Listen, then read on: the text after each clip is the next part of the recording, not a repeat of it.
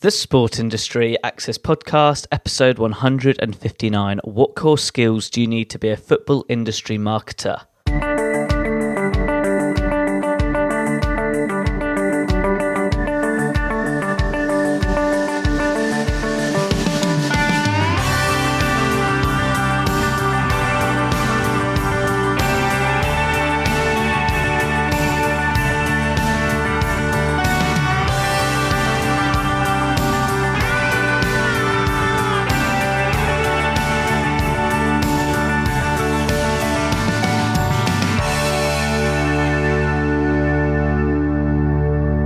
Welcome to another episode of the Sport Industry Access Podcast. I'm your host, Ed Bowers.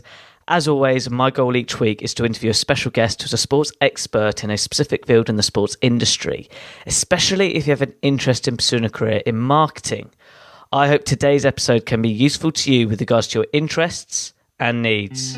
Now, getting back to today's show, this week's special guest is Xavi Bové. Xavi is a sports marketing consultant in women's football, where he supports his clients to enhance their brand through the application of education, sponsorship, digital strategies, fan experience to really enhance their exposure in the football industry. Also, Xavi is a blogger where he shares his football industry insights with regards to the modern marketing practices within the football industry. For that reason, it's brilliant to have Xavi as a special guest on the show, and that's when today's episode, Xavi will share his football career journey and explain to you the core skills to be a football industry marketer. Xavi, it's such a pleasure to have you on the podcast show. Please, could you share to listeners your sports career journey? When did it all start? Hello, Ed. It's a pleasure to be here with all your students. My career started actually when I went to have lunch with my uncle and my family, and he started to explain, because he was working there at the restaurant chain, and he started to explain how they decorated the place, how they treated the customers, kind of a guest experience. So from there I got interested in marketing. I picked the marketing degree, and I discovered that marketing could be added to sports. That was my passion, because I wanted to be a football player. I loved football, and I was a coach as well. And when I discovered that there was a combination, I contacted all the football clubs in Catalonia, the region of Barcelona, and I got the opportunity to start an internship in marketing in a second division football club in Spain, near Barcelona, in Tarragona.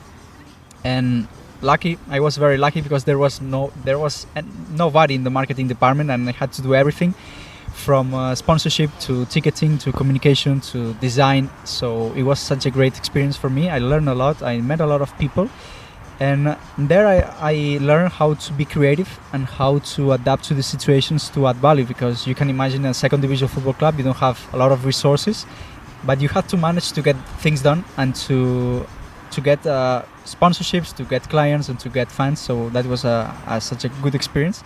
And I don't know if you want me to follow until nowadays, but from there, from the football club, we got a promotion. We promoted to the second A division. We were at the third division. We went to the second one, and then I took one of the hardest decisions of my life, because I read the book "Show Me the Money" about sports marketing. I discovered the figure of a sports marketeer. And my dream was to be the marketing manager of Barcelona, or to be a marketing manager of a football club. And there, at the age of 21, they offered me the job of a marketing manager of a second division football club in Spain, which was very good at my age, just 1 year after I finished my degree. But I said no. I think that intuition is something very valuable in us that we have to follow. And something inside me told me that, Xavi, you have to find your place. And I came back to Barcelona, to where I came from. I started working at the motorsports company, leading the marketing area, and it was a great experience for me as well, because there I learned how to manage people, how to lead a department, and how to took a step away from the marketing department and see the whole business. And until one day I asked a question, and I think that questions are what moves us, and a very powerful tool also to improve and to change your results. And the question was, Xavi, where can you have the most impact and also have the biggest fun? So I thought about women's football because it was football, my sport, and women's football. It has been growing a lot in the recent years, and especially back then, it wasn't that popular. But I had also the intuition again that it was going to be a big thing, and I jumped into the pool. I quit my job of a marketing manager of the motorsports company. I started a blog because my thought was, if I want to provide value, I have to learn and I have to give. So I started learning, because writing means analyzing, reading, and at the same time you write, you learn. So that was a very good argument to start the blog, very good reason.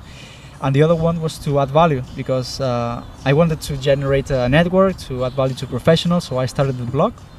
And then I got the opportunity to go to the UEFA Women's Euro. I applied to go there as a volunteer, so I didn't know if I would be in the ticketing area or driving a car or selling tickets. And they saw the blog. Actually, they told me this in the last day. They said, Xavi, one of the main reasons we picked you, it was because we saw your blog and you were so specific and so much into football, into the niche. So we thought it was you. And nowadays the blog, I'm very happy because there are more than 450 subscribers. They are from more than 20 countries, and not just the numbers, because I think the numbers are not important. What is important is the feedback you get of your job, and they are happy. So then I started the Euros, the UEFA Women's Euro was such a great experience for me, a sports MBA. I bred women's football there. I got to know the players, I got to know all the managers. I learned a lot from the top executives from UEFA. So it was a great experience. I came back. I started my adventure as a sports marketing consultant in women's football. And I have worked with players, with clubs, events, congresses. I've written for media outlets as Mundo Deportivo, players as Raquel Rodriguez from the MWSL. Also appeared in Marca, events as Leadership Women Football. Many projects, and I think that the best decision in my career has been to start a blog. And this comes from picking myself. I would like to share with your students that picking yourself, I think, is the best thing you can do in life, because it puts you in a position that you follow the things you want to follow. And obviously, people have different personalities, but I think that we ourselves, you and I, Ed, we are somehow wired to follow what we like, and this is what we tried. So yes, this is my journey. What a fascinating one. I've got to go back in time, my man, very, very quickly. From that stage of when you were doing your degree, how has that supported you from a marketing standpoint, from an educational standpoint, looking back now? It was absolutely fundamental. And marketing, I think it's more like an art than a science. And when I did the marketing degree, I didn't realize how much I learned there. But afterwards, applying the theory and applying all the knowledge on the works I have been and the projects, then I realized how much I learned. Because marketing, for me, marketing is making a change. It's pursuing an impact and using marketing as a tool to make things better. As Seth Godin says, he's such a great entrepreneur, author. I follow him a lot. He says, doing better, making better things, but making things better. So I try to apply that, and marketing has a lot of making an impact, but you have to know a lot about strategy, about communications, about building a brand. So it's not something like doing a couple of Facebook ads, as it has a lot of building a brand that you can trust, that you can connect with people. So going back to your question, it was fundamental, my degree, in order to have the basics, the foundations, to empower me to make an impact afterwards. Before we talk about today's topic, what I really admire from your story as well is how you took a step back from marketing and you wanted to really investigate business as a whole big picture. Now, what inspired you to make that decision? Because including ourselves, we do have to pivot sometimes in our careers. What inspired you to pivot to say, let's look at the big picture, like a CEO look, like understanding. Looking back now, how has that benefited you making that decision? It's a very interesting question. I think that every opportunity we have is for a reason, and we have to try to make the most out of it. And when I had that opportunity, I believe that life was trying to teach me how all the pieces in a company or in a brand worked. So this is when I realized that I had to step away or to step back from the marketing department in a leadership position, but inside the marketing department. And it gave me a lot of perspective, because afterwards, when I started my blog, I'm starting projects, I launched my digital school.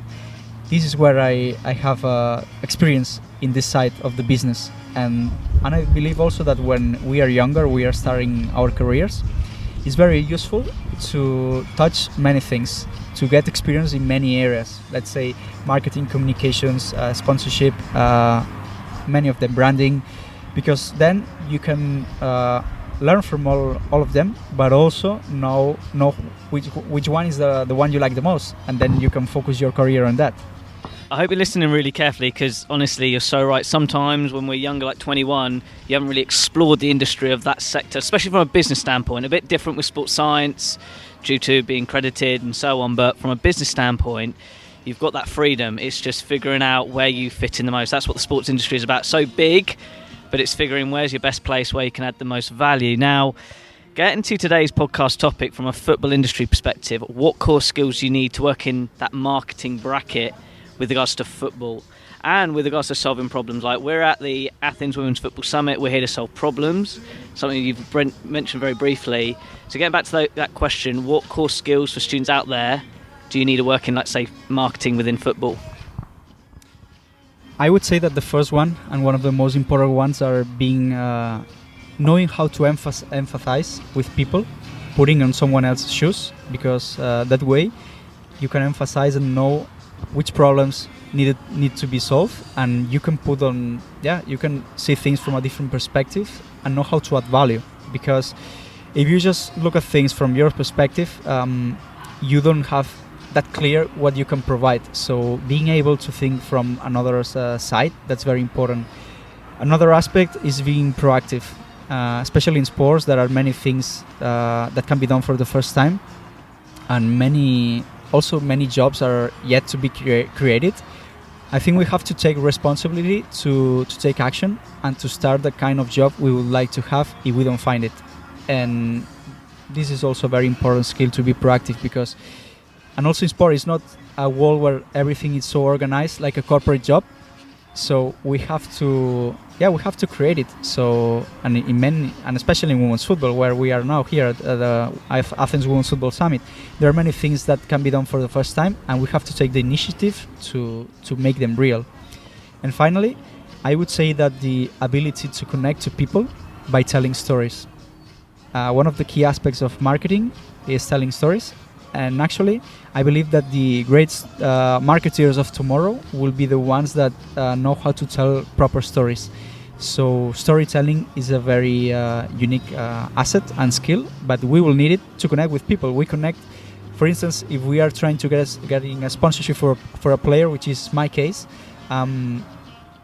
maybe or probably it will resonate more with the brand, the vision or the purpose that player have regarding her country, or the future she sees that or she wants to live, or the legacy, rather than numbers and figures that and regarding this area, I would like to add that followers are becoming less and less important, and engagement is becoming more important, because you can have a lot of followers but a great community or a great restaurant, but if the clients, they don't like the food you serve, they will not recommend you.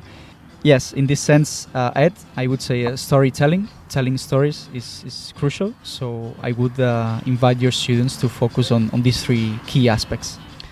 Well, relating to subscribers, followers, if you follow Pat Flynn, do you follow Pat Flynn?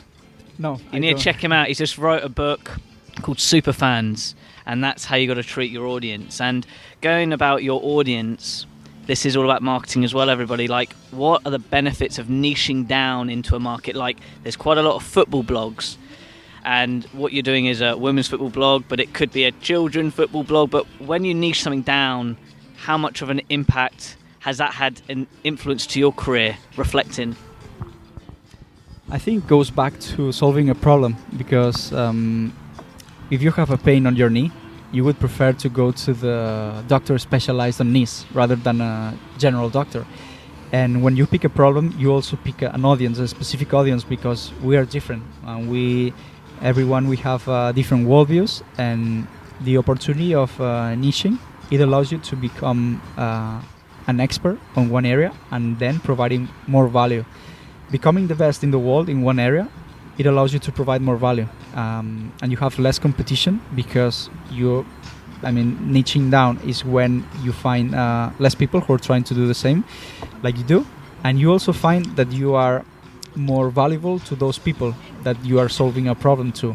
So I would recommend it. It has worked for me, and I remember that I started my blog in 2017, and in 2018, just 1 year after, I got interviewed by one of the top media outlets in Spain, which is called Marca, like the Guardian in the UK. And I thought, wow, this is because I went to the niche and I tried to provide a lot of value. And first, when I started writing posts, I didn't know what would happen, but then you see things happen, and when you put work into the world, then it comes back to you in one way or another. And just really quickly with your blog, how has it had an impact with regards to your personal brand? I think it has been the epicenter of my personal brand.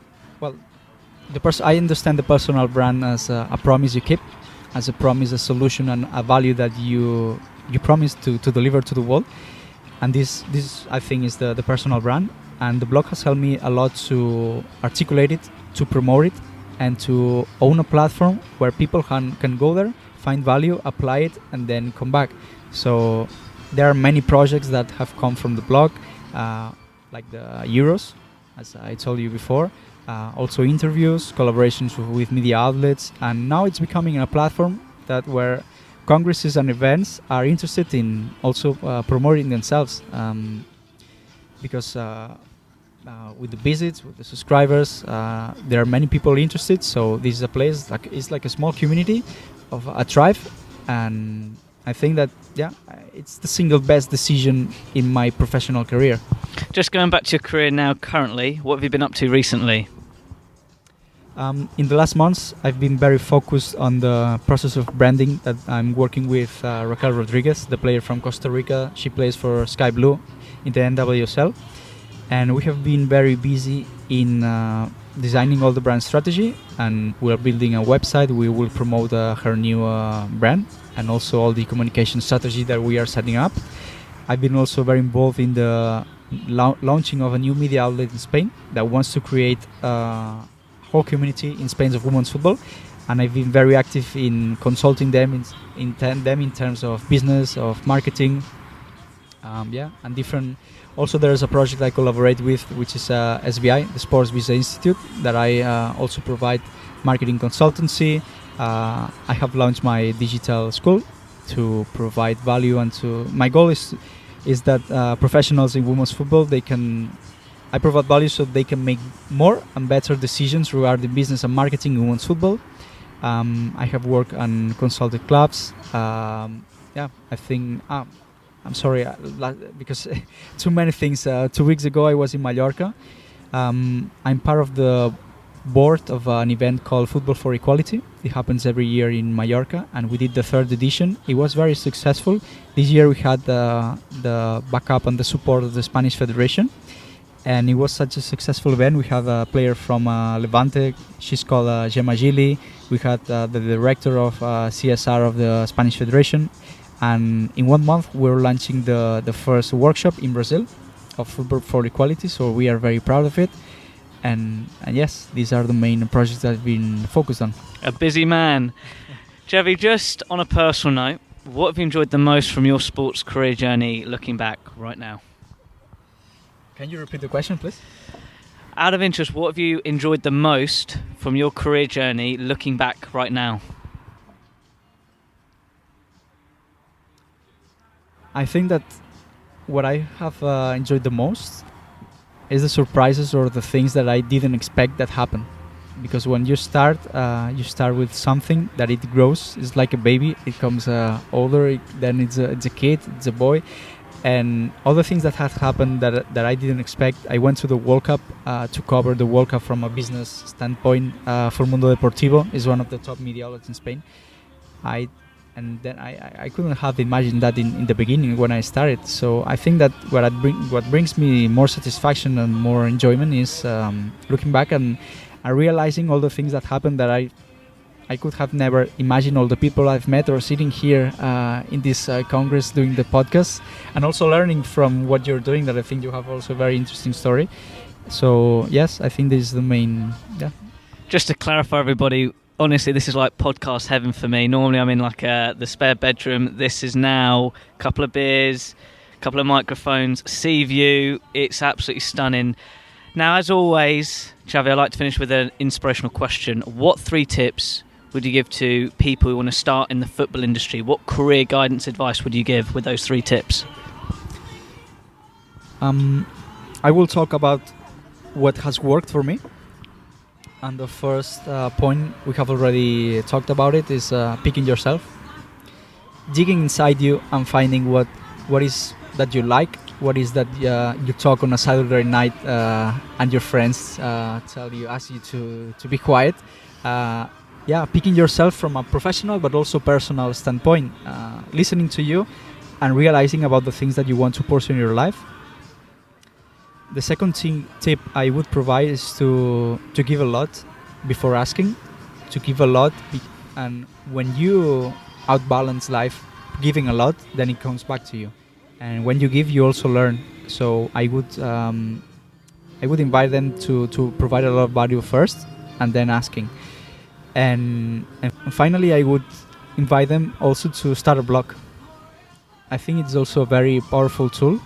It's been, as I said, it's been the best decision in my career, and it's a great way to network, to attract projects, to add value, to learn. So it has everything, and I did it. I wrote a post for 8 months, 1 post per day, and I learned there more than some sports marketing masters that I've done. So writing a blog, I would invite everyone, picking a problem, and just don't be afraid of starting. Start, and it will change radically. It will change 100%, but if you don't start, you won't get there. So yeah, these are my 3 pieces of advice. Xavi, that's absolutely fantastic. Out of interest, how can people interact with you online? Yes, they can find me on xavibove.es, which is spelled XAVYBOVE.es, and also on social media, Instagram, Twitter, LinkedIn, Xavi Bové. And yeah, I invite them to see the content and to give me feedback. That's absolutely fantastic. All those links will be on my website relating to this blog post. Xavi, it's been such a pleasure chatting with you today. Thank you very much. Thank you, Ed. It's been a great pleasure. Thank you.